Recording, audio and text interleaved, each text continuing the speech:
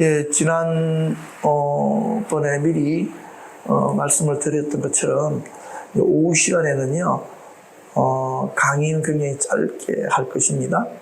그리고 소그룹 모임들을 통해서 함께 대화를 나누고 함께 답을 찾아가고 함께 기도해야 되는 그런 시간들을 가지려고 합니다. 공교롭게도 우리 용인 집사님 이렇게 운동하다가 좀 다쳐서 빠지게 되어졌는데 그것도 또 기도 제목이다 생각을 합니다. 우리가 어떤 상황에서라도 함께 작은 일부터 함께 기도하고 서로를 위해서 중보하고 하는 것들이 필요하다 생각을 합니다.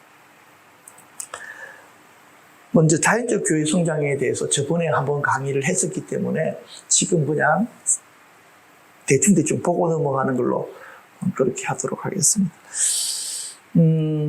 분명한 사실은요, 하나님께서는 교회가 성장되기를 원하시고 교회 안에 성장될 수밖에 없는 것들을 미리 준비해 두고 계신다라고 하는 이 기본적인 전제를 우리들이 가지고 그렇게 보면 좋겠습니다. 자연적 교회 성장이란 하나님 자신의 교회를 성장시키는 자연적 성장 잠재력을 풀어놓는 것이다 라고 이야기합니다. 뭐라 그래야 되나? 이론적으로는 분명히 선명하게 알겠어요. 정답이라는 걸 알겠어요. 그런데 이 정답을 안다고 해서 교회 성장이 일어나는 것은 아닙니다. 우리가 자연적 교회 성장이라는 부분들에 대해서 함께 나누고 기도한다고 해서 교회가 자연적으로 성장이 되는 것은 아닙니다. 만약 그랬다고 한다면 우리 교회는 계속해서 그렇죠? 성장하고 있었어야 됩니다.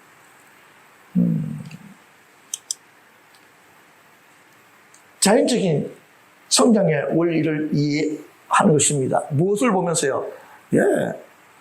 자연을 보면서. 자연이 어떻게 자라는가를 보면서 교회도 저런 원리를 따라 자연스럽게 성장해야 되는구나. 그렇게 우리들이 생각할 수 있습니다. 모든 것이 스스로의 원리입니다. 하나님께서 우리 몸 안에도 그렇죠? 스스로 자라는 원리들을 넣어놓으셨죠. 식물도 마찬가지로 스스로 자라는 원리를 해놓으셨습니다. 물론 상황이 조건이 필요하긴 합니다. 그렇죠? 씨가 자랄 수 있는 온도, 그리고 습도, 그리고 여러 가지 상황들이 필요하지만은요, 어찌 되어졌든지 그 모든 조건들 속에서도 하나님께서 스스로 자랄 수 있는 원리들을 심겨 놓으셨습니다. 무엇을 보면 가장 정확하게 알 수 있느냐면 잡초를 보면 알 수가 있습니다. 이놈들 무섭습니다. 그렇죠? 원하지도 않았는데 지들 마음대로 심겨져서 너무너무 잘 자라고 있는 것을 보게 됩니다. 인간이 할 수 있는 일과 하나님이 하셔야 되는 일들을 여기서는 구분해야 됩니다. 하나님께서 교회를 자라게 하실 것입니다. 그런데 우리가 해야 될 일들도 분명히 있다 없다 있습니다. 그것은 뭐냐니까요. 우리의 가장 약한 부분들이 무엇인지를 되돌아보고 처리해야 될 것을 처리해 나가는 것들이 우리들에게 필요하다는 것입니다. 그래서 그것들이 하나님의 성장케 하시는 것을 제한할 때 제거가 될 수 있도록 우리 스스로가 노력하는 것이 필요합니다. 전 세계에서 연구한 결과 결국에는 이렇게 자연적 교회 성장 원리들이 나타났다 이렇게 설명합니다. 무엇을 해야 되는가? 네 가지 질적 특성. 언제 해야 되는가? 최소 시절, 지금 다음에 아마 이렇게 어떻게 해야 되는가? 그리고 왜 해야 되는가? 8가지 질적 특성에 있어서, 세워주는, 오늘 여러분들이, 뒤에서 이렇게 우리 사모님이 이렇게 나눠주신 것들을 받아보시게 될 거예요. 질문들이 있습니다. 생각대로 답 적어보시고 같이 나누시는데. 그리고 우리 교회의 질적 성장을 진단하는 것, 8가지 질적 특성, 우리 교회는 어떤가 각자가 체크를 쭉 해보시고 함께 나누고 그 다음에, 우리 교회가 성장하지 못하는 근본적인 원인이 무엇인지를 함께 이렇게 나누고, 그 다음에 그 부분들을 우리가 어떻게 해야 될지 서로 좀 나누면서 함께 기도하는 것. 다음 시간이 사실은, 최소치의 전략에 대해서 같이 나누기 때문에 그 부분들은 그때 좀 하기로 하고, 그렇게 진행을 할 수 있도록 하겠습니다.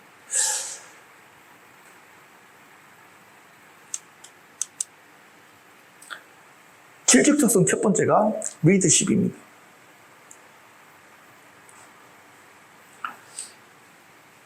근데 어떤 리더십이냐니까요.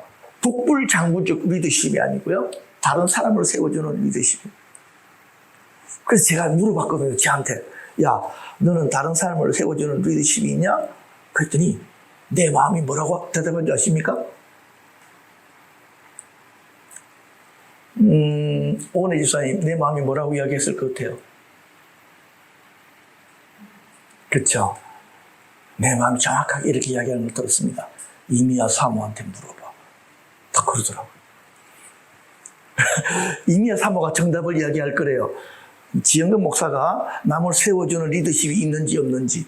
그래서 여러분들이 그것을 알고 싶으면 우리 사모님한테 가서 질문하면, 사모님, 우리 목사님이 남을 세워주는 리더십이 있나요? 없나요? 이렇게 물으면 우리 사모님이 아주 객관적이고 냉철하고 선명하게 이야기를 해줄 것입니다. 그 이야기를 제가 들었거든요. 이전에 한번.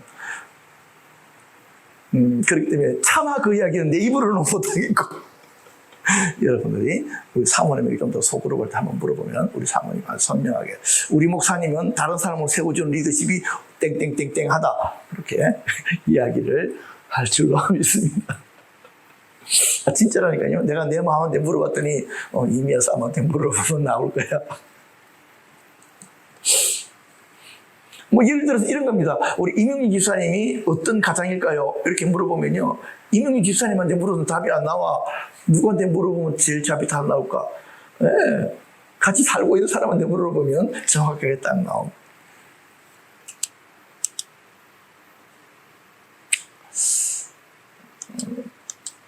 두 번째가 나와라.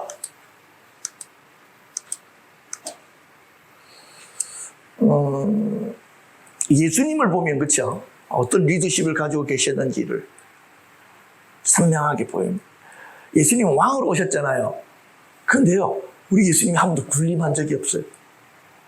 여러분, 그거 이상하게 써서 생각 안 하셨어요? 우리 성경을 보고 당연히 예수님이니까 그렇게 해야 될 줄 알았지만 아닌 거야. 왕이시지만 왕의 그것들을 절대로 사용하시지 않았어요. 그걸 보면 너무나도 놀랍잖아요. 두 번째, 은사 중심적 사역이다. 진짜 교회가 성장하려면요, 은사 중심적 사역이 되어져야 돼요. 근데 그 은사 중심적 사역은요, 목회자에게서 어떤 은사가 드러나가지고 사람들이 그걸 보고 찾아와서 되어지는 교회들은요, 그 목회자가 사라지면 사역 자체가 사라져버려요. 그거는 그렇게 될 수는 있는데 그렇게 건강한 것은 아니다.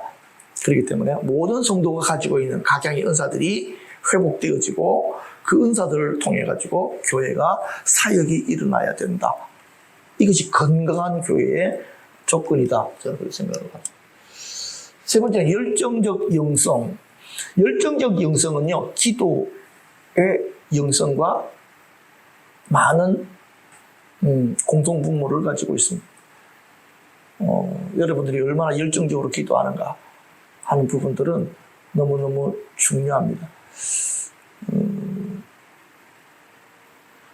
이전에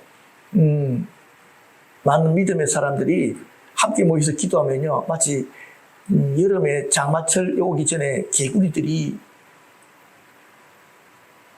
논에서 막 떠들어대는 것처럼 그렇게 기도해요. 옛날 기도원이나 이런 데 올라가 보면 막 기도하면 좀 멀리서 들으면 정말 개구리들이 막 우는 소리처럼 들려요. 정말 간절하게 막 부르짖고. 그런데 그것이 우리의 영의 한 영역들을 이렇게 활성화시키고 열어나가는다는 데는 이견이 없습니다. 여러분들 안에 마음에 불을 좀 붙이려면은 그런 강한 기도들이 필요하다. 부르짖는 기도들, 선포하는 기도들이 필요하다.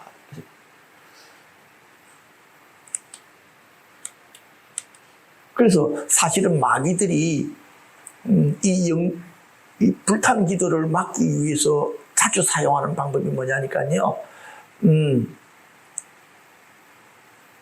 가장 가까운 사람들을 통해서 긴빼기 하는 거, 마음에 상처 입히는 거, 그래서 기도할 마음을 가지지 않게 만드는 거, 이런 부분들을 가지고 여러분들이 잘 마음 준비를 해야 됩니다. 네 번째는 기능적인 구조입니다. 여기서 말하는 기능적인 구조는요, 소그룹들이 가지고 있는 기능적 소그룹들이 회복되어져야 된다 하는 것을 말씀합니다. 왜냐하면 새 신자가 들어왔을 때 그 사람이 훈련받고 양육받아야 되잖아요. 그럴 때 기능적 소그룹들이 만들어져 가지고 그 사람이 가장 적합한 소그룹에 이렇게 들어가야지만 그 교회에 빨리 접파되어지고 동화되어지고 그렇게 자라나게 되어져 있습니다. 그렇지 아니하고 교회 갔을 때 제일 처음에 그런 것들이 없으면 교회는 교회를 다녀도 그 사람이 내가 어느 위치 어떻게 양육되어져 가야 될지에 대한 그림을 잘 가지지를 못하게 됩니다. 또 그런 것이 없이 어떤 교회들 같은 경우에는요, 신도시 어떤 교회들 같은 경우에는 단기간에 사람들이 막 몰려들잖아요. 그래 그 교회는 막 불교에 부흥이 일어났다 하고 막 분위기는 막 올라가는데 점차 어떤 일이 생기냐니까 사람들이 빠져나가기 시작합니다. 여러 가지 이유들이 있지만 그 중에 하나가 기능적인 조직이 만들어져 있지 않았기 때문이다 그렇게 생각을 합니다. 옛날에는 구역 단위로 사람들을 묶었잖아요. 그래서 지금 사람들은요 구역 단위로 묶여져 있는 것 자체를 싫어해요. 그게 아니라 나와 성향이 같고 나의 은사와 비슷하고 그렇죠. 그런 사람들 함께 대화 나누고 함께 통하는 그런 사람들이랑 뭉치려고 하지 구태여 가까이 있다고 해가지고 억지로 이전에 반상에 참석하듯이 참석해주는 교인들이 아니다 지금은 하는 것을 알게 됩니다. 그런 성향들은 젊은 쪽으로 갈수록 더 하잖아요. 요즘 젊은이들은 예를 들어 TV를 봐도 드라마를 봐도요 TV를 통해서 보지 않습니다. 뭘 통해서 봅니까? 또 스마트폰을 통해서 보죠. 왜? 내가 남는 시간에 내가 보고 싶은 시간에 그렇죠? 내가 보고 싶은 장면 보겠다는 거예요. 그렇기 때문에 젊은이들은 지금은 옛날처럼 정해놓은 그 시간에 가서 맞추는 것 자체를 싫어한다. 이것을 교회들이 미리 깨닫고 지금 시대가 그런 식으로 흘러가는구나. 그렇기 때문에 우리가 그렇게 교회도 기능적으로 조직적으로 준비되어져서 만들어져 있어야 되는구나 하는 것입니다. 그런데 이 기능적인 구조가 만들어지려면요 은사적 사역이 먼저 회복되어져 있어야 됩니다. 다섯 번째는 영감 있는 예배입니다. 제가 알고 있는 어떤 교회는요, 사모님은 열심히 가서 전도해봐요. 근데 예배가 막 불을 붙이지 못하면요, 그분들이 남아있지를 못합니다. 잘 해주는 것 가지고는 한계가 있는 거예요. 영감 있는 예배를 통해서 성령님이 그들의 마음을 터치를 해버려야지 그 사람들이 정말 어떤 교회에 뿌리를 내리게 되지 예배 자체가 그냥 비디비디 하면요 방법이 없어.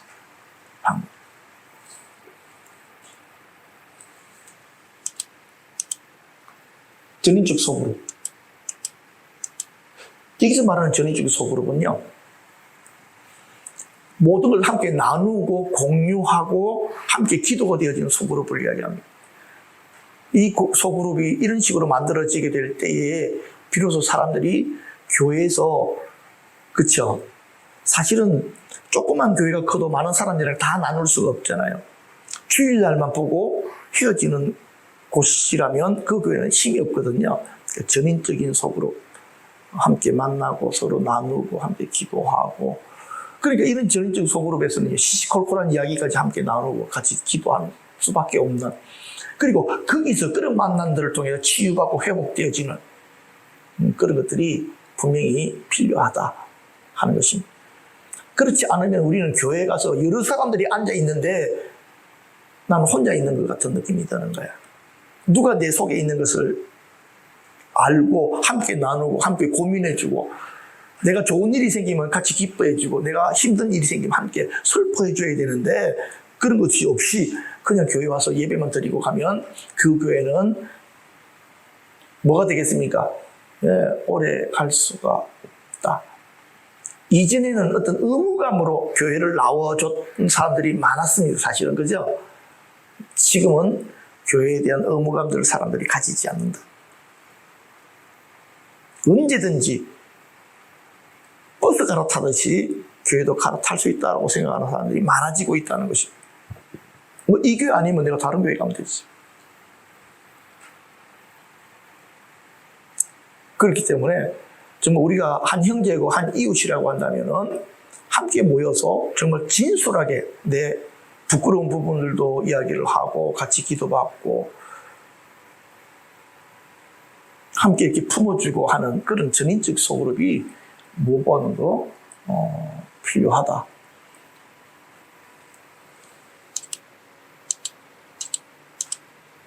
필요 중심적인 전도.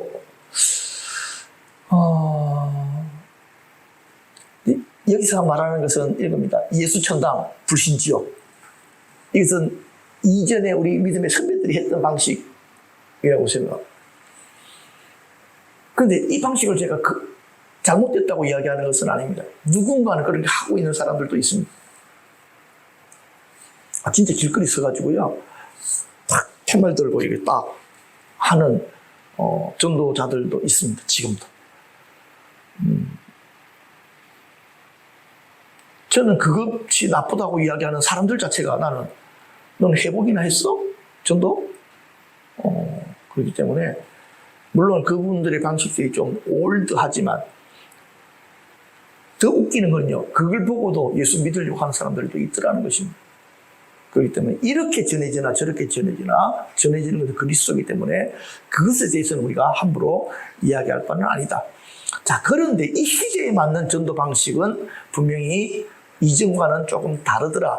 어떤 전도가 먹혀 들어가느냐 봤더니 필요 중심적, 그 사람이 뭔가를 필요로 하더라는 것입니다. 그 필요를 따라서 맞춰주는 전도 방식이다. 그러니까 예수 믿으세요? 안 믿습니다. 안 믿으려고 말어. 너 구원 못 받는데. 그렇죠? 하나님이 구원받을 자를 다 정해놨는데 내가 복음 제시해서 받아들이면 너는 구원받은 거고, 너는 정말 축복받은 거고, 복음 안 받으면 너는 사탄의 새끼야. 이렇게 생각하는 것 자체가 막 조금은 이전에는 조금 그랬을 수도 있는데 지금은 그렇게 해서는 안 된다. 필요 중심적인 전도. 저들의 필요가 무엇인지, 대부분 영적인 필요, 심리적인 필요들이 있는데 거기 맞춰가지고 전도들을 행해 나가야 된다. 마지막에 사랑의 관계입니다.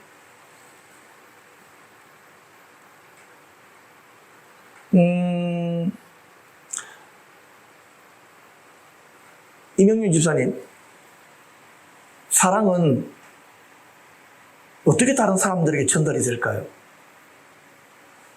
마음에만 가지고 있으면 전달이 되겠습니까? 아니면 실제로 표현을 해야 됩니까? 둘 다 해야 됩니까? 맞습니다. 그런데 조금 더 나아가서 우리 이명희 집사님은 오건희 집사님한테 잘하고 있습니까? 사랑의 표현도 말도. 그런데 이것도 이제 내가 오건희 집사한테 물어봤어야 돼. 내가 볼 때는 우리 이명희 집사님 잘하고 있는 것 같아. 왜냐하니까 내가 기준이야. 나보다 잘하면 잘하는 거야. 그치? 나보다 못하면 문제 있어. 왜냐하니까 내가 제일 하한도야. 그러니까 나보다는 잘해야 돼.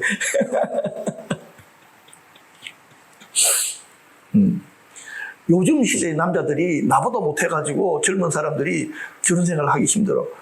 그렇기 때문에 최소한 지영근 목사보다는 부인한테 잘해야 문제없이 가정이 유지가 된다. 요게 여러분들이 잘 이해하시면 좋겠습니다. 사랑의 관계.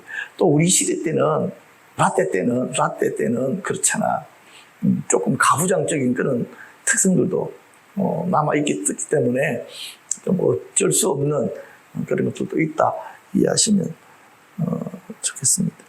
그래서 여러분들이 함께 모이셔서 다른 것 같죠.